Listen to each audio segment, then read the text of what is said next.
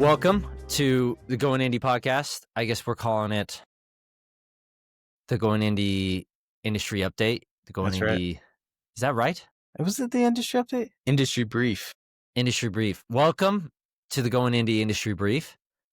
This is definitely our first episode. Good anybody that's jumping in. I'm Cameron from Going Indie, obviously, and I have my longtime good friend, Spencer. How's it going, guys? I'm Spencer, a PhD student at the University of Utah. I work on brain implants.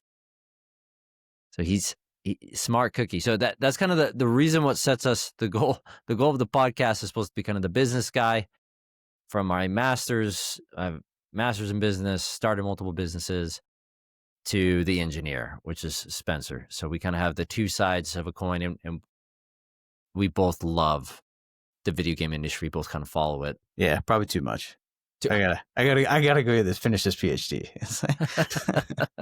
And so that's the podcast, and that's our goal. Is each week we want to cover what we feel like is the biggest news going on and just talk about it, because we already talked about it already, offline and just having fun on the phone. We like to talk about it. We thought might as well like create a podcast out of it. So yeah, so we're going to be covering kind of the biggest news of the week, and the biggest news this week is Valve's hardware update from just yesterday. Yeah, I mean there's multiple pieces of hardware. So they have the Cube, as people are calling it, the Gabe Cube. Gabe Cube. I like that. The Steam Machine. Steam Machine, Gabe Cube. They have the controller. Their controller. Right. Obviously, they have the Steam Deck, and then they have the VR. Yeah, the Steam Frame. The Steam Frame. Yep. And so they announced a bunch of them. What do you think of them, Spencer? What do you think of the reaction? What do you think of all of this? So I think that they earned a lot of goodwill, for sure, with the Steam Deck. So I think that the Steam Deck was really kind of like, how do I say this? It's like, it's not your kid's Switch.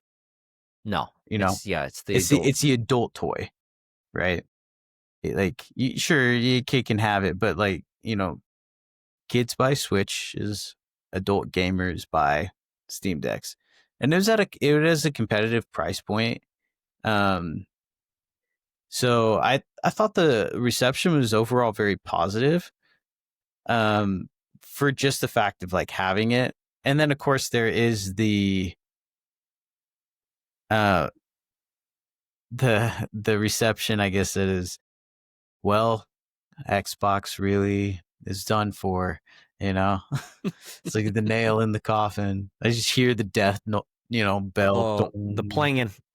Yeah, the gong, bro. Xbox, I feels like the timing is too good. I feel like Valve is just, everyone's talking about all the consoles are doing. I mean, Switch 2. I mean, just the games. People buying Switch 2s in droves. Don't get me wrong. I don't get it, frankly. But I'm like, the games. I'm like, there's nothing on it yet. There's nothing on it yet. Announce a new Smash, yeah, and I'll be in line. But like, I know. I say everything I'm saying right now goes out the window the moment a new Smash. I would never pay that much. A new Smash? Mustache. Yeah, I own the first Switch and I own one game. Yeah, Smash. But yes. So I feel like the Switch, the PS5, dude, and the Xbox. I mean, good hell. Like the Xbox is just, they raised the prices multiple times. I feel like everybody's just. Yeah, it's interesting. Okay, so it's like a controller. It's whatever. One of the things that I was questioning when I was listening to this announcement, it has long been accepted that hardware in the video game industries are loss leaders. Yeah, for sure. Right. So I thought it was interesting. Like, first of all, they've got to be making money on the controller, I would think. Like, why would you make that otherwise? It doesn't help sell games, I would think.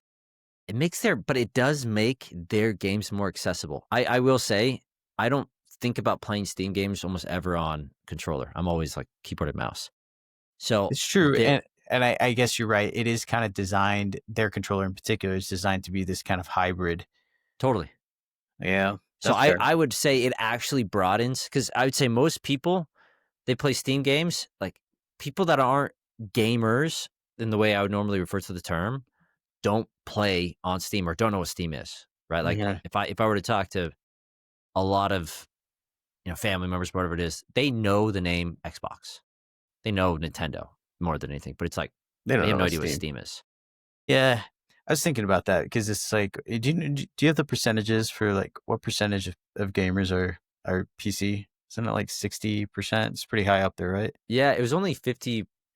I mean, it depends. It's 25% PC, 25% console, and then 50% mobile, Okay. All right. So let's put mobile in a different category just because it's like, for sure. well, it's weird. I don't know how the people that are in charge of making these classifications, I don't know how they're making them, because Yeah. if I can stream a AAA RPG, if I could stream Fallout or something to my phone, am I a mobile gamer? I don't know. And by the way, I'm looking this up. I think PC is a little bit more than console. So just to clarify, Right. um, I I think define mobile games, because, like, if you were to say I'm playing X, like, I have Game Pass on my phone. A lot of times I was playing, I just blanked the name, Firewatch. But yeah, I was like, great I was game. sitting on, Great game, by I the was way. just sitting there playing it on my phone, though, because that was easy one to play. Yes. There are certain games that are maybe like console PC games that are better for Yeah, Vampire mobile. Survivors, another Yeah. great one, right? Like, there's like a fine line, though. I don't know if I wouldn't call those mobile games. I would say Right. those are games that I can play on my phone. I feel like there's a difference. There's a difference. And streaming in particular, right? Yes. Because like, sure, if you're going to say a game that I can play on my phone, it's going to be by definition very underpowered because your phone is a weaker, it's going to be weaker than the Switch, than the Steam Deck. It's designed to be a phone, not a gaming piece of hardware, right? So there's, if you're considering a mobile gamers, and for the sake of our conversation today, let's just say that mobile gamers are like Candy Crushers, something that play sort of simple, Angry Birds, Candy yeah, Crushers. point and Yeah. clicks, things that are designed for touch, like that. And maybe that's a great way to put it, is like, what's the primary interface that's being designed for? Yeah. Yeah. Right. So if it's designed for touch, we'll just say it's like going into the mobile gaming category. Okay, so then that leaves you another 50% of the pie that you're looking at PC gamers and console gamers. The people that when the gaming community says gamers, that's This is what we think. Yeah. that's what we're referring to. The people that would buy games on Steam or would buy a PS5 or an Xbox. And you can throw a Nintendo in there too. But I was thinking, I was like, so okay, which market are they trying to capture out of that pie? Valve. Yeah, like with Yeah. with these machines, and particularly the Steam machine, like VR is just, it is what it is. Like, if I you think like it, you like that it. is just the VR. Steam, the best VR games live on Steam, right? Like, I think they already had the HTC Vive that was kind of associated. Yeah. And so I think to me, they're bringing in everything into the same ecosystem. I think all the VR is consolidation. I think that's like, I personally wouldn't think of that as so crazy. To me, it's the console. I think if you're to ask who are they going after, I think this is the weakest time in console history, right? Of any of the consoles. And Valve has, like, what makes consoles good? What was always the argument? Why would you buy a console? Because of Exclusives. it's the exclusives of the quality of games. Yeah. And Steam has the most exclusives, right? Because there's so Sure. many games. Well, I mean, they have such a market that when you see Sony begrudgingly releasing their games, right? Sony is like my bellwether to kind of gauge who has the audience power. because they hate sharing. They hate sharing, dude.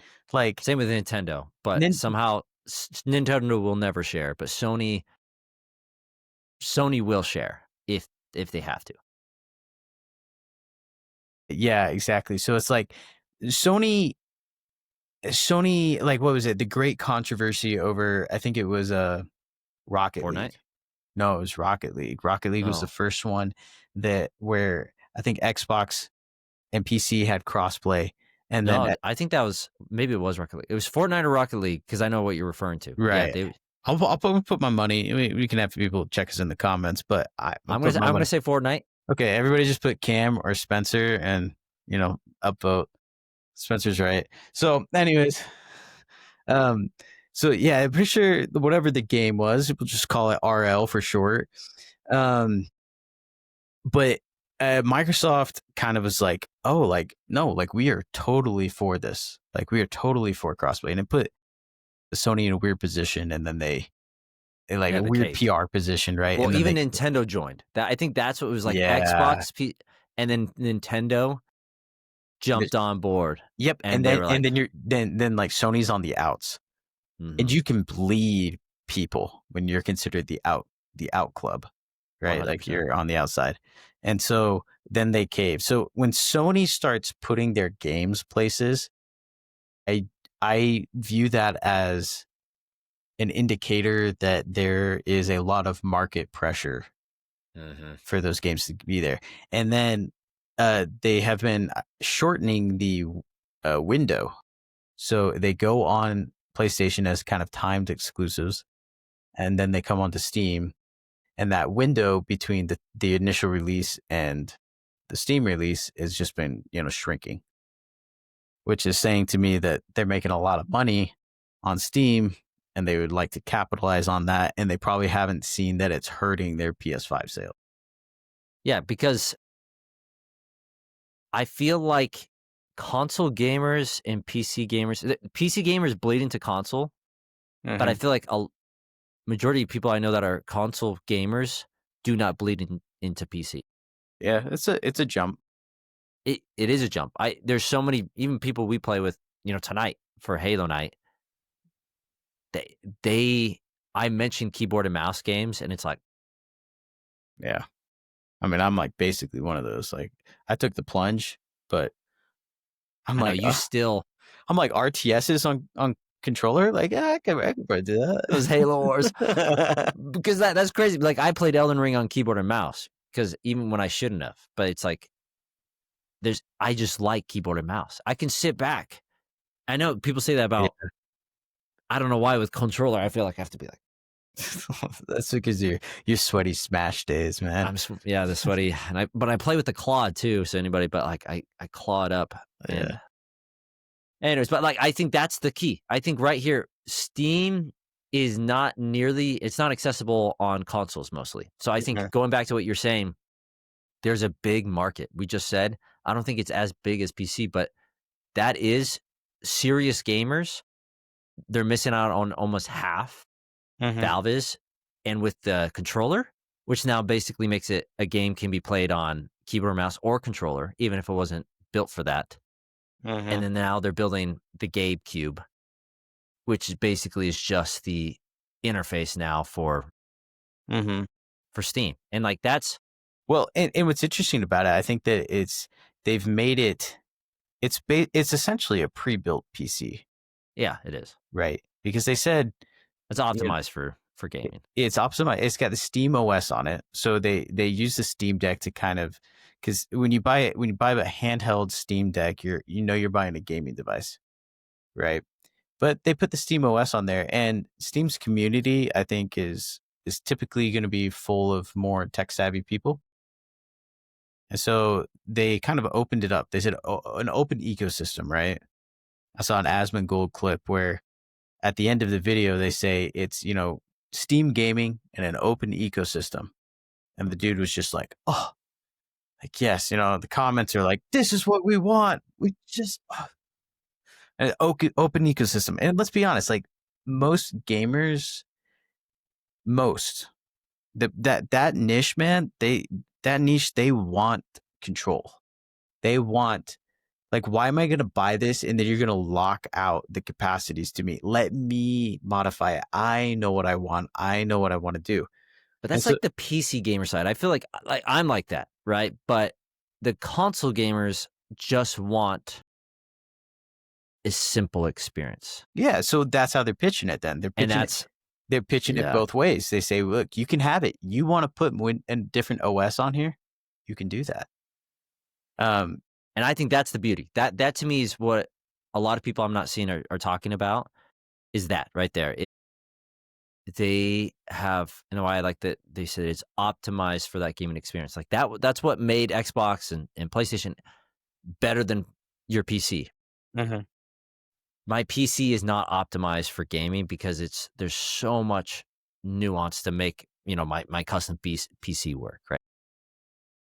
But that GameCube, man, it's it it is it makes me interested because now I have a huge Steam library, Yeah. and I'm like, You I just I get one for your TV. It's not I just get one for my obtrusive. TV Yeah. because I have a fat HDMI cord that runs. I don't know if you can.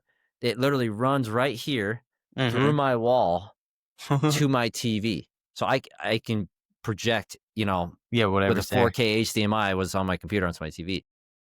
And it's still clunky though because Yeah, I keep it unplugged so that most of the it's not time. always picking it up as my monitor, right? It's kind of a clunky, but like I might buy the GameCube. Well, I mean, I think what's kind of interesting is that so from a spec point of view, it kind of sits in between a Series S and a Series X in Hmm. terms of power. Right. Um, Did they announce the price, by the way? no. I That's didn't see gonna any pricing for anything. I was no, looking around. that's gonna be an interesting point. But let's just look up here. Let's see what's the current price of the Series Series S is like four 500. S. How much is it now? Yeah, let's see here. Because the price has just jumped up again, which is it's Cool. 400 for the Series S right now. Yeah. 400, okay, 400 for a Series S, and you're looking at like 650 for Yeah, Series X. yeah, I suppose, or 600 At if you least on get the it. main site. If you get the digital edition, so that's the other thing, right? The Steam machine has no optical drive. I mean, I think we've hit the point where we can just accept, maybe not accept, but try to come to terms with the fact that the age of the disc is gone. Well, what's funny is that like people are so upset about the age of the disc being gone, and like I get it. I totally get it because when you lose the physical copy, you feel You like kind of you lose some of that control, right? totally, Like, yeah. so I understand the anger, but I'm like, Steam has never had physical copies, and we've been kosher with that. But for some reason, it feels like those games are mine. I've had them for Mm-hmm. years, and I'm like, I don't question if they're going anywhere. Even though they could in theory, right, I don't own them. 'Em, they're licensed, and so there's, because Steam games are licensed, right? I don't Right. own Yeah. them. Um, but yeah, again, I go back to kind of why do I think Valve is doing this, which is the core question. I think it's a perfect time. They have so many games, and it's just going to keep growing. The Steam library is growing. The gaming ecosystem is growing. Personally, going to indie games specifically, it's getting easier. So many quality indie games are coming out, Mm-hmm. and the majority of them are going where? The Steam. Steam and Game Pass. By the way, they're getting a lot of indie games. Like I would say that more the AA higher tier indie games. A lot of them are actually going to Game Pass for visibility. So that's its own conversation. But like, Mm-hmm. I'd be curious to see what Valve does with this introduction. They've been just a store and been pretty open-ended, but do they start doing more partnerships? Do they start doing, I don't know, like, do they start doing something that's like optimized partnership titles with Steam? I don't know if that's a good or bad thing, by the way, but Well, yeah, I don't know though, because it's like I feel like Steam itself is the draw, right?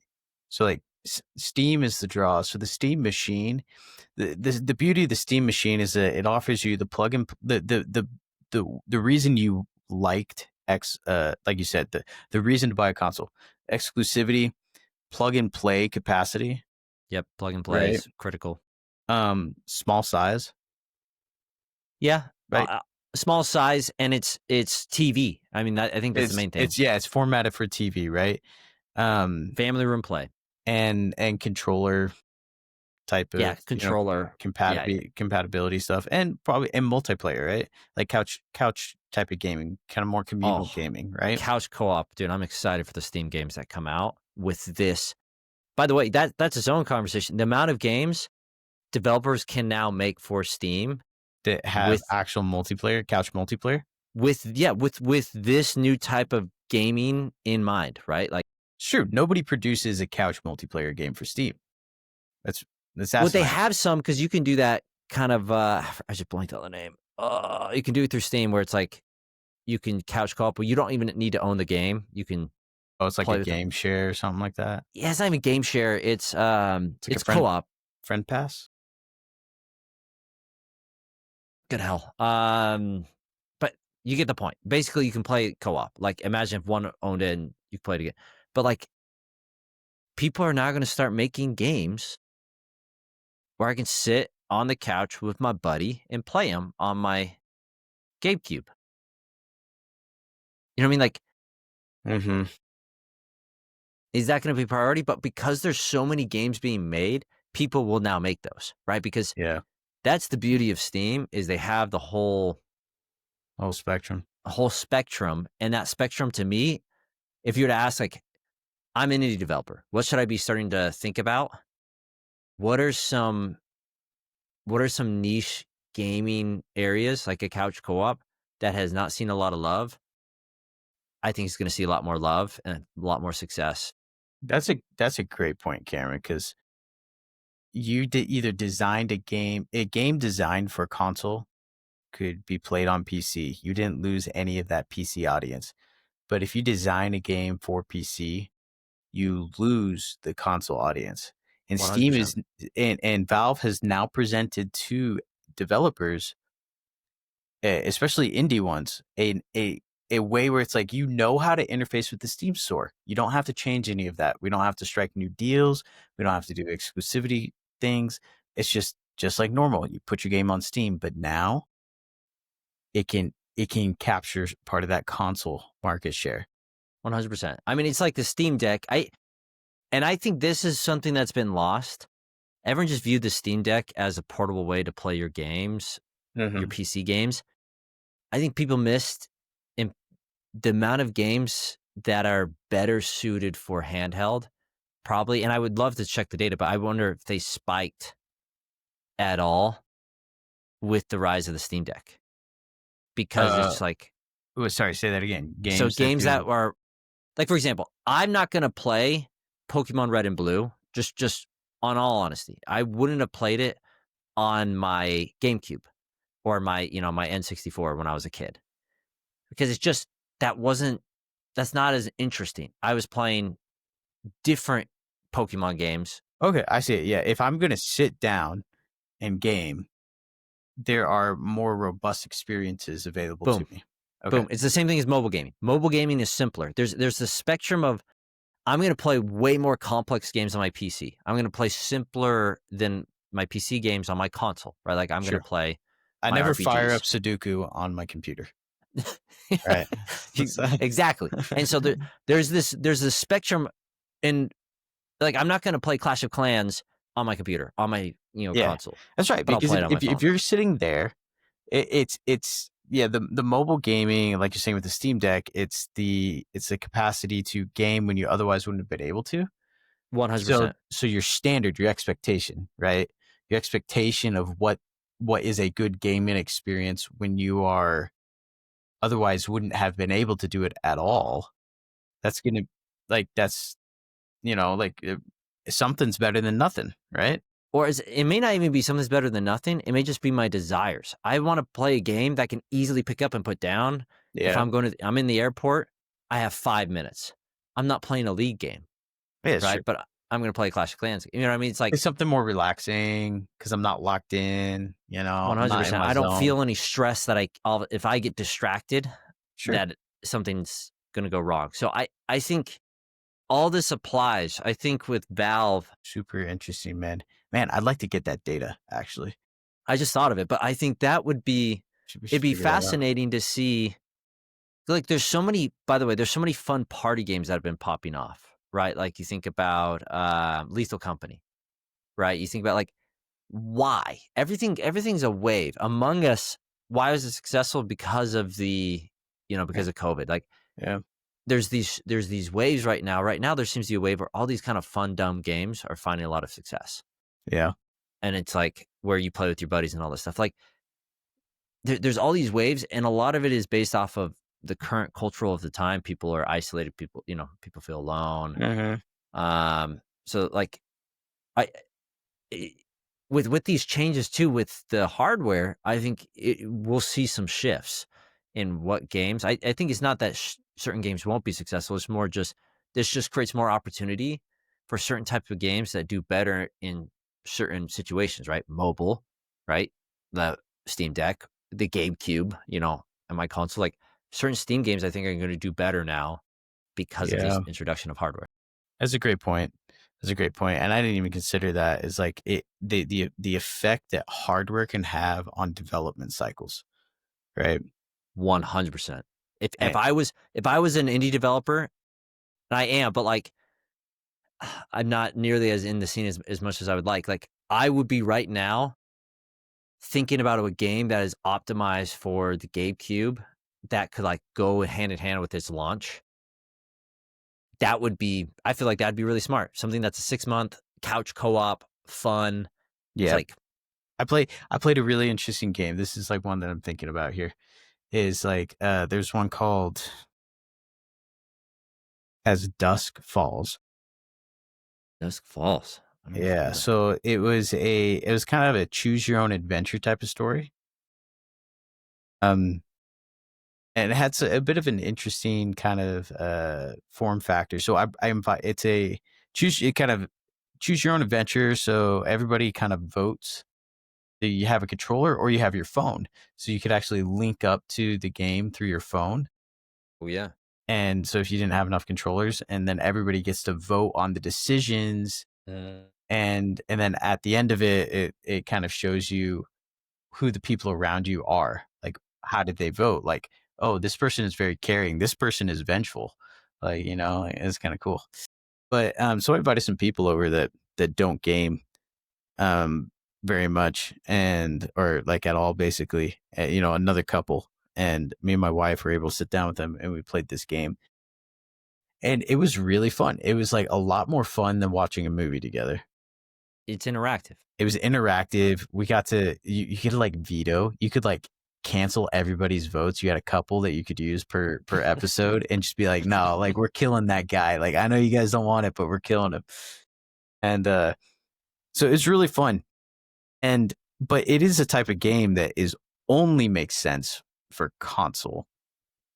It does, maybe not only, like, you could play it with your friends on Discord or whatever, but you lose so much of that human interaction. Yeah. It's that human interaction. Again, it's like anything. Playing online with friends has been such an incredible innovation. I remember for me was new, right? That was a new thing. It used to be you had to go to your buddies to play when we were kids, and then all of a sudden Xbox 360 kind of changed that for me. And I was kind of doing it with PC gaming. I was playing Warcraft 3. That was new, and we lose a little bit with not playing with friends. I still play online, right? We play online all the time, but anytime we get together, Oh yeah, dude, it's a step up, 100%. I mean, it's like we do Halo Night, right? Every Thursday we do Halo Night. Well, Hunter texted us the other day and he's like, "Hey, what do you think about doing a LAN party?" And it's like, well, why? We play on Thursdays anyways. And it's like, there's there's no substitute for human interaction. And by introducing the Steam Deck or the Steam machine, I feel like Valve has kind of capitalized on that and said, now when you buy a game, you can still use it for human interaction. Mhm. Because there was a big barrier with the PC. Like There is. it's I just sit hard in to a do it. box. No, there's nobody that's gonna come in here and sit and play games with me in my Exactly. office. Right. So like that's really interesting and cool. I mean, it makes gaming, I think it could make gaming more social. It could open it up because like I play games in front of my kids and we talk about, oh, the Helldivers. I don't play Helldivers in front of them because it's not this little whatever, but it's like, Look oh, at that alien's blood. yeah, I'll play like, Marvel Rivals and stuff. Yeah, yeah. And they shout at me like what to do and it's a fun kind of social interaction. By bringing it to the living room, I think that Valve is realizing that you can widen your market. And then once you start 100%. building up a Steam library, this is the other thing, is that it's exclusive to Steam. Now, I wonder if they will do this because there has been talk about Steam being available on Xbox. Yes, and Is I that don't is that a dumb move? Is Valve going to do that now? Because it sounds like if your library is exclusive, then you just get a Steam machine. And let's say it splits the price point between the Series S and X, so you're paying $500 for it. I don't have enough information to be like yes or no, but I like purely off gut, I go, why? Like why? But then you can also say why not? You make most of your money off of games anyways. They're a private company. They make so much money. Distribution. I mean, same reason why is Xbox increasing the price of their consoles? Mm-hmm. Because they're sick and tired of the loss leader, the cost, Mm-hmm. right? They're losing money.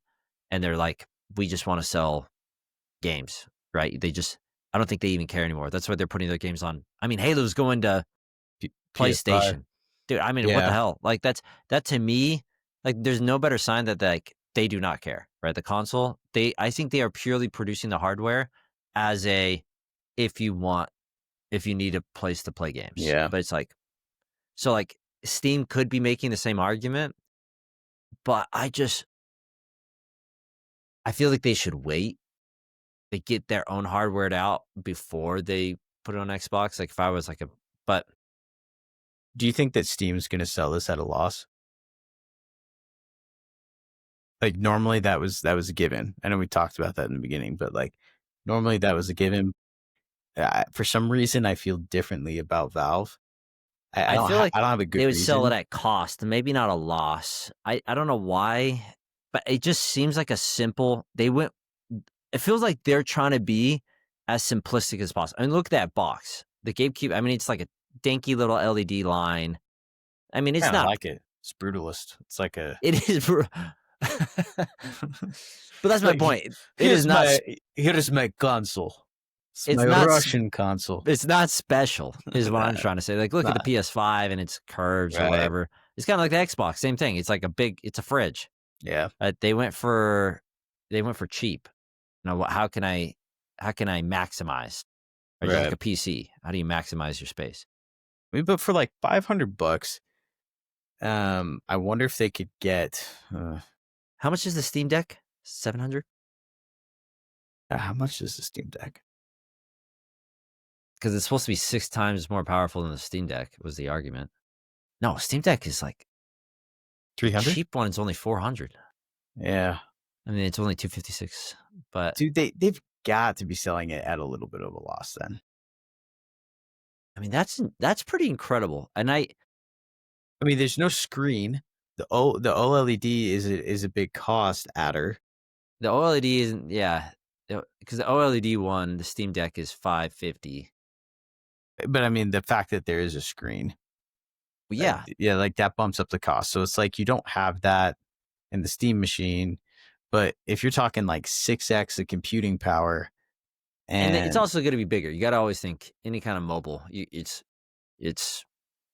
you're compacting, right? Yeah, It's like a laptop versus PC. But well, okay, like if they sell it for a little bit of a loss, they'll probably be fine because they're going to make all that revenue back on Steam games, right? So here, let me ask you the question then. Okay. What? Let's list off. Let's ideate here. What are the reasons to buy a PS5, Switch, an Xbox, Series S and X? I'm gonna put both of those in there. Yeah, Okay. just lump them up. And then a Steam machine. I think the obvious one, the Switch, somehow Nintendo sits in their own category. I don't know why.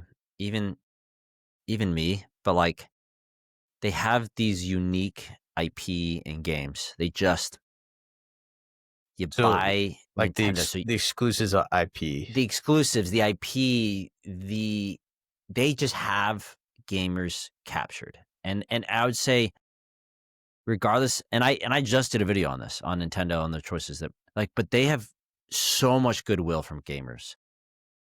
And they've had it for decades. So I will say, like, I feel like Nintendo will live over here for a while and remain untouched. Just like people will buy their consoles no matter what, even if, like, right now there's no games out for Switch 2. People just will buy them. So, like, I'm just gonna isolate them over here and not talk about them anymore. I would also add to that. I think that it is the family friendly gaming thing, and so it makes a lot of sense to be bought for your child. Yes, that's very true. Like, this is a mobile device for your kids. A lot of them, like my nephew lives on his Switch for his YouTube. And that's actually, it's like, why are so many being sold when there's no games? It's probably because kids are asking for it. Parents don't know there's no games, but the kids want it. And that's probably why it's selling like gangbusters anyways. Yeah, it's I mean, he literally carts it around. It's his phone, right? He doesn't want to communicate, but he wants to interact with the internet, and it's a child-friendly way to interact with the internet. Yeah, and safe IPs, man. And safe IPs. Right. You can trust. The parents trust. Yep. And that goes a long way. I mean, it's essentially the Disney of video gaming. It 100%. I would trust if hand my kid a Switch, he can play Mario Kart. I'm not worried that he's going to get into too much trouble. Right. Okay. Like I would be with a Steam Deck. So that's why you buy a Switch, right? Yep. Okay. Great. Okay. PS5. I mean, I used to be a PlayStation guy. I had a PS3. I haven't been since. Exclusives, obviously, I think is always going to be the answer. I don't know why else. Personally, people as a PC guy, that's hard. But like, people buy it because of the ecosystem. Obviously, they buy it because they're friends. I think that's less and less prominent. People can play. There's crossplay. It's become, but there's still like, there's still something with PlayStation. Plays with PlayStation. I don't know. I feel like that's more international. I don't know. I feel like PlayStation and Xbox compete pretty well in the US, but PlayStation dominates outside of the US. Yeah. I mean, you have for the PlayStation, I mean, you've got the classic console reasons, right? It's plug and play. It's in front of your TV. Oh, I'm understanding. Yeah, I got you. Yeah, It's familiar. Yeah. Those aren't unique to the PS5, but they do factor into that. Yeah, the common factors of just the console itself. Right. The console, like it's on controller. I do think in terms of like, why would I specifically buy a PS5? Almost the whole discussion has been around it's their IPs. Yeah, it's exclusives. I think that's the only. Yeah. I don't know where that's going because I can just play them on Steam now. It's not day one releases, and maybe that's just what it will stay forever. I think it made sense until this release. And I say that because it's like, if you wanted a console for a hardcore gamer or just a gamer, if you want a console as a gamer, your options were Xbox or Xbox or PlayStation. That's right. And Xbox was just going like this. Well, so and it's like it would lock you out of the IP that you wanted to play. And right? Lock you out of that, where Xbox is like pretty open with their IP. So it made sense. No, I was saying if you bought an Xbox, you wouldn't get to play the IP. It would lock you out of the IPs that you want to play that are on PlayStation. Oh, right. Yeah, yes. Right, yeah. But now it's like, since they're on Steam. And Steam might become an Xbox. Yeah. Oof. Yeah, full circle there. For but yeah, And so I think that's, if you say PlayStation, to me, if I was a neutral party and I think I would choose PlayStation over Xbox purely because I go, here's my two options. PlayStation's cheaper, I think, for one thing. The PS5 is cheaper. I think number two, I think it's prettier if you're just like stylistic. I think PlayStation has a stronger brand. I think Xbox, as they always say, they lost in the, The branding Xbox battle. One and the PS4 days, right? Like Yeah. Phil Spencer always says that. But like, I think all those factors is why PlayStation is just a better console. And if you wanted to play on your TV with high quality games, you would choose PlayStation. So like, Okay. I think that's the argument for. So PlayStation 5. let's just dumb it down. It's like you have the consistent console reasons, plug and play, Mhm. couch, TV, kind of familiarity, and you have an existing library. I think they're decent with backward compatibility. I don't think they're that amazing, but they're okay. And I would say, let's say timed exclusives, because they're not exclusive. They're And timed I would exclusive. add one nuance is trust as well. There's like a trust. There's a greater trust in the PlayStation brand than the Xbox. Okay. All right. Cool. All right. Okay. So that's why you buy a PS5. It's like really, when you get down to it, there's some brand trust and timed exclusives. That's kind of it. All right. Okay. Well, why would you buy an Xbox? Game Pass. Game Pass. It's the only reason. I have the Series S because I wanted to play games on my TV, and I had Game Pass. That's literally, and seeing the GameCube, which by the way, I keep calling it GameCube, and I forgot the actual name. It says Steam Machine. It is the Steam Machine. So like the Steam Machine, now I'm like, I'd rather just buy that than have my Xbox, because and I'm like, why keep paying my subscription to Xbox Game Pass when now I can just have access to my Steam library on my TV? Yeah. Yeah. I do wonder if, like, so this is a question I have, because is it worth it for Microsoft to stay in the console race? The only reason to get it is, sure, maybe you like their UI or something, but that's not, nobody's like thinking about that when they get into it. Like you said, it's access to Game Pass. When the Steam Machine was announced, the first thing I thought was, I wonder if I'd be able to play my Game Pass games. Like, because if Game Pass, And you probably will. I bet you will. well, that's a real question. I don't know if Game Pass works on Steam OS. Because then if I have to jerry rig it, then I'm just gonna play on my PC. But it works on iOS, certain games. So I feel like the argument that it's a new platform, to me, doesn't make sense, because they have it. You can go play Xbox games on Right, but Google, on I have to Android. be able to access my Game Pass subscription and then download the game. I suppose that if I booted up Windows on there, I could do it. That's what I was curious about, because you could put a Windows on there. Totally. And the only reason I say that, they're bringing Halo to PlayStation, their biggest competitor. Yeah. I feel like if they're taking their flagship IP, Yep. and they're bringing it to their biggest competitor for the past 25 years, at this point, the only reason why I think they're going to keep selling their consoles, and they're selling them, why they're bumping up the price, people that are Xbox fanboys and will continue to be fanboys and want to play on an Xbox console because they've been used to it for the past 20 years, right? Like, they're going to keep buying it. Yeah. Like they are going to keep making consoles, in my opinion, but they are not going to sell because they're not competing. I think all they're doing is they retain that so that you can play Game Pass, but they're going to put Game Pass everywhere, right? They are just at this point, they're just a publisher. They're a video game publisher. Well, because if they put Game Pass on PS5 or on PlayStation, whatever one comes next or whatever, but if you can access Game Pass on there, there is literally no reason to have an Xbox. And maybe there's some limitations, right? I think they'll always have maybe some limitations, but like Like, is there a reason for them to stay in the hardware game? Like, I don't. I think the only reason to stay in the hardware game is because they have the ecosystem and people still live in it, like me. Like I've had an Xbox for years. You've had an Xbox for years. yeah. I think familiarity, but like I feel like they're not getting new customers, if that makes sense. If you're not getting new customers, you'll die out, right? But they don't care about the console. They lose money. Yeah. So, like, if it was a loss leader, I mean, I looked it up actually. Like, even the Steam Deck. Steam Deck was like, I think, industry estimates of losing 100 to 150 per unit. That's what they're assuming it will. No, the Steam Deck. Well, the Steam Deck. Oh yeah, Yeah. Steam Machine, Steam Deck.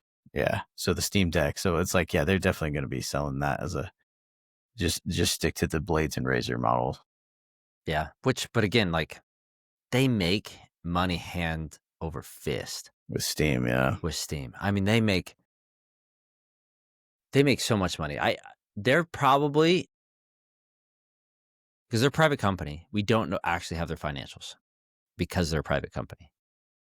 But I would bet they make more money per employee than almost any other business in the world. And that seems like a bold statement, but like I would guess they are one of the most profitable companies per, based off the size of the company. It's bonkers. I mean, they've just kind of nailed down their product with Steam. It's like, yeah. And they just kept delivering and it just keeps growing. So here, this is interesting. Sony has slowly been putting out their games onto the PC. So starting with Sackboy in 2022. And then Miles Morales and I think they put Spider-Man out there first. Yeah, no, they put Spider-Man, yeah. But anyways, so most of the games that they're putting out is like 23 to 25 months after releasing so on a good chunk. I mean, 2 years, right? Yeah. Like that's a long time. The most recent one, Spider-Man 2, was only 15 months. So they decreased that time. They're decreasing that. So I'm guessing that if you were to see a curve of their sales, because Sony's IPs are not shooters, they are single player RPGs that you play for a month or two, twice, yeah, and you finish it for the most part, right?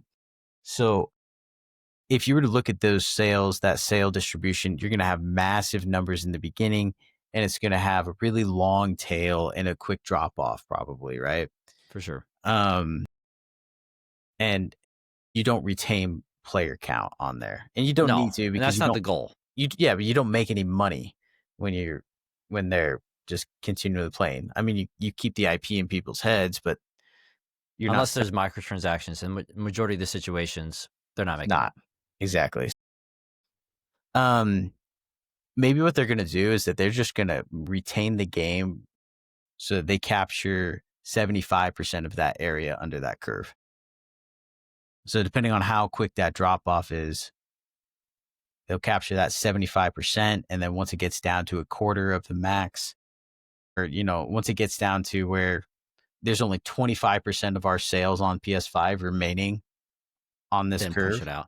I mean, it's like the movie and DVD. It's the same. I feel like how much of a friction point, like, and that's a little different, but how much are you willing to wait, right? It's why pre-orders exist. It's why, like, how much, and there's going to be some math they're going to figure out. Is it 6 months that majority of gamers cannot wait? They want to want to play this game. And then those that are willing to wait, or, once it goes to PC, whatever, it's like, and my point in saying that is they are not willing to wait 6 months for all the new PlayStation games. That's why they're going to own a PlayStation, right? There's going to be some kind of, that a sweet spot, because the longer you wait, the older the game gets, less sales you're going to get, the less marketing wave. Like there's a Yeah. marketing wave. Yeah, So totally. so I bet you it'll get down to 6 months to a year from E when PlayStation will start Yeah, loading games to and I Steam. wouldn't be surprised if they bump it down even down to, like, 3 months in experimentation, trying to Certain find games. trying to find where that perfect line is for, like you said, catching the majority of buyers on the PS, so you justify the purchase of the PS5 to players while still capturing the market wave, right? Like that. So I bet you they're going to experiment, and I think that's probably why Spider-Man was going shorter. And so I think you can still make the argument that as long as they're putting out good IP, PS5 is going to be worth a buy, even with the Steam machine. Yeah, and again, I think that trust, I will say the biggest thing holding the Steam machine back or its potential success, they are new in the console industry. They have been around for so many years in the PC industry, and there's going to be PC gamers. This is a different. You now have it's the switching costs, by the way, right? Yeah. Like there is now switching costs to go from an Xbox gamer to a PlayStation gamer. There's Hmm. switching costs to go from PlayStation to Xbox, now PlayStation to Valve, right? Yeah. To Steam. And so I think with all this, and probably need to wrap up, but like I see this being very successful. The reason being is the library. I think all this circles back to they have a huge library of games. I think it'll be successful. I think it allows them to reach the half of the audience they haven't been reaching. There's a reason why they made the controller the way they did. Like I think this is all a smart move, and I think it's Do you they're. think it's going to kill Xbox? I don't think it'll kill Xbox. I think Xbox though is going to get hit hard. I Personally, wonder if Xbox essentially becomes high end, like gaming PC, essentially, and like that's like a high end console, because like the Steam machine is totally less powerful than even the current generation flagship Xbox. 100%. And that's what I mean. I think it's just going to be a really advanced PC that's going to probably cost $1,000. The next Xbox, Yeah, I right? mean, It's going what to be the ROG Ally is like, it's $1,000. yeah, and when you compare that to the Steam Deck, so maybe that's where they find their little niche, is that they don't have to take as big of losses on their hardware because they offer the premium brand. I don't know, and then maybe they just put Game Pass everywhere, you know? Steam. I feel like Steam is the place where, and I hate to. It's not totally true, but like it's cheaper gaming. Yeah, just a lot of sales. It's like because you can get it's tons of games really cheap. I mean, the indie game space. It's just kind of like it's this wide swath, and that's I think gamers. If you were to use the term like way deeper, gamers are like Yeah, Steam. Steam gamers are like, dude, these guys game, right? These guys they're are legit. gamers. Like, and Yeah, then it's like console you gamers. just on Steam long enough, and you just transform into a modder. It's like exposure to a evolution stone. You start having LEDs. I don't have mine on, but you Yeah, just start. All of a sudden, you have multiple I things going on. gave him the video game stone. He's evolved into a modder. But like, so to Yeah, me, they are still they are not as accessible. I know that sounds weird because they are very accessible, but like the brand isn't as, I don't know. ubiquitous. It's not as ubiquitous. That's a great word, Yeah, right? Is the console, it's PlayStation, Nintendo, and Xbox. Like that has hmm been built in the through minds of decades. the proletariat, Yeah. like they know those brand names and they don't know Steam. We know They it don't understand. because we game. Like we game, and I would throw us into the top 25 percentile in terms of gaming, right? How Um, many parents are going to buy their kids a Steam Steam machine? machine. You're right. I think that's a critical piece Yeah, here. it's true. Gaming parents, like parents that know it. What But ecosystem are you in because of your parents? I think Right? some Like, people got sucked into Apple, but I see what you're saying. It's like, yeah, it's like I it's don't, but what you used growing up. hear me out, dude. Like the kids growing up nowadays, their parents are way more technologically savvy. I think in some ways, I think there's millennials sit in this weird spot because, like, I'm a millennial. I know a lot of other millennials, they did not play video games. And so, like, we were kind of this interesting generation where a lot of our generation, gaming was still pretty, like, Mm. I always thought eh, of Gen Xers as like the first video gamers. they are. Well, I would say Gen X is the first video gamers. And I would say Gen Xers and millennials, I would argue both of our generations, gaming was not commonplace. Like, you were still kind of ostracized for being a gamer. Yeah, And it yeah, became normal. Gen Z, and I think it became normal. So my point is, like, a lot of millennials, Gen X, these parents, they aren't going to know video games. that's fair.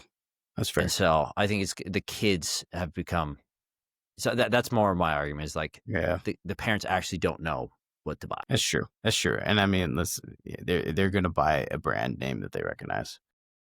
So, well, it's gonna be an interesting time. I mean, I feel like this is actually, I think what we're seeing is a rejiggering of the big three Mm-hmm. and console gaming. And I don't know if the market can support more than three. So what we might see is we're going to see, we're going to see some shifts. We're going to see some shifts in this market. It'll be interesting to see how Valve kind of tries to capture the hearts and souls of, parents and gamers that are not Steam gamers across the world, right? 100%. So, No, I think it'd be good. well, Well, thanks for the conversation, Cam. Appreciate great, it as always. great first podcast. Let us know what we should talk about next. We want to keep doing this every Yeah. single week. Yeah. Any topics. We don't catch everything. So, And we'll talk much. way too much. So anyways, yeah, great talk. We'll see you guys next time.